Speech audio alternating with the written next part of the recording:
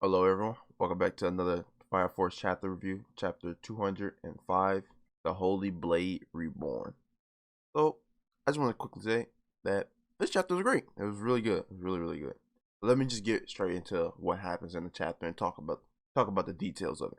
So, first page starts off with Hamiya and Yona, and Yona pretty much says that the Pi decoding era is already here. As time of the Pillars gathering grows near as well. This pretty much puts into perspective two things. One, that the Pi code that we seen back in the Chinese Peninsula arc, they finally decoded that and they're ready to move on with their plan. This also puts into another perspective is that how long is the series gonna go? Because of this, since his plan or their plan is being put into motion, this means that the series is gonna end soon. And I forget where I've seen it, but I've seen somewhere that Okubo did say he wanted to end the series within 300 chapters, and that the furthest he would stretch it out is 500. This kind of just puts into perspective how long do we have to go for the rest of the chapters of Fire Force. I honestly, now I'm thinking about it right now, I'm not sure if we hit 300. I can honestly see with the pacing of Fire Force and how fast things move in this series, I can definitely see this like touching 280 and finishing right there. I somewhat doubt that it will ever touch 300, and I'm positive that it won't touch 500 unless Okubo out of nowhere pulls out some miraculous thing that constantly keeps the story going. But we just have to see. But with the next few pages, we pretty much get Obi talking to Conroe about Arthur.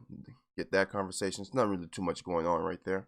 But on the next page after that, we get the only thing that this page really serves is the fact that we know Arthur's parents is on the surface and they're actually just roaming around. And Yu makes a funny comment to say that the Boyles are running free again. And that's pretty funny because of what happened in the latest part of the chapter coming up in the further pages. We'd see that this comment was kind of necessary. But we pretty much just get Vulcan making the sword. He's fusing the iron or whatever. I don't know. I don't know how to make swords. So within the next few pages, next 3 or 4 pages, we pretty much get Arthur's excitement for his new sword. And they kind of do a little running gag where he constantly tries to touch the burning liquid that the sword is, and Yu's just like, you can't really do that. I know you're a third gen, but that stuff can still burn you. A pretty funny running gag. So we pretty much move on to the next part of the chapter where we have Vulcan and Obi, and they're having a conversation, and they're pretty much talking about Arthur and how they need him ready for the upcoming I Feel war, or at least battle with Evangelus. Then the second part of the conversation was more along Obi informing Vulcan about the information that he got from Hibana and the information that Sister Somir, who is now the seventh pillar, and what's behind spontaneous human combustion. So he pretty much just says the Evangelus,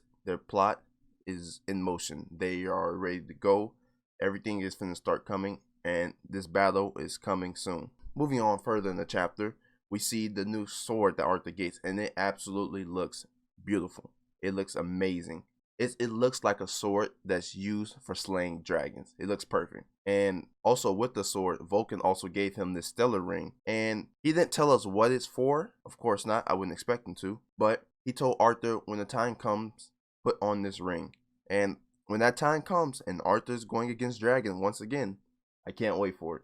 Now, on the next page after the ring part, this part I found so satisfying or enjoyable, I guess. I'm not necessarily sure what the word I'm looking for, but when Arthur says, I swear by this blade, and then you go on to the next page and he said, I will never lose to anyone ever again. And then that part, especially since I'm on my One Piece read through, I watched the anime, but I'm reading it for the first time.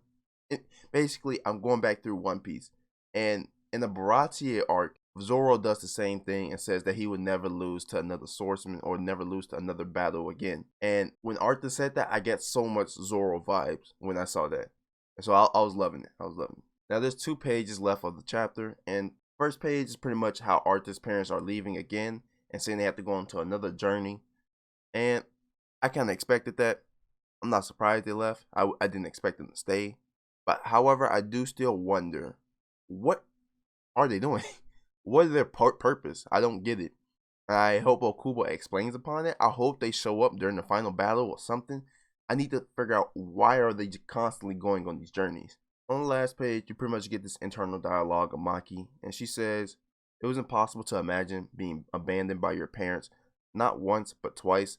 But when she looked at his face, In profile, she could see it. He was the Night King who would take the true holy blade in his hand and save the star.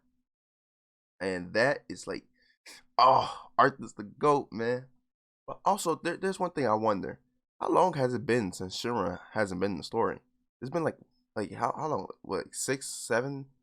Like it has to been almost 10 chapters, 10, 15 chapters, or 10, 12 chapters at least since Shinra has been in the story. Which I'm not mad at, because Shinra's nowhere near one of my favorite characters. Even though I do like him, but nowhere near. I just randomly thought about it after I finished reading the chapter. When I saw Maki, I was like, oh, Maki, man, where's Shinra at? But it's whatever. It was a really good chapter. I really enjoyed it. But that'll just be it for the review. Thank you all for watching. I hope you all enjoyed, and bye.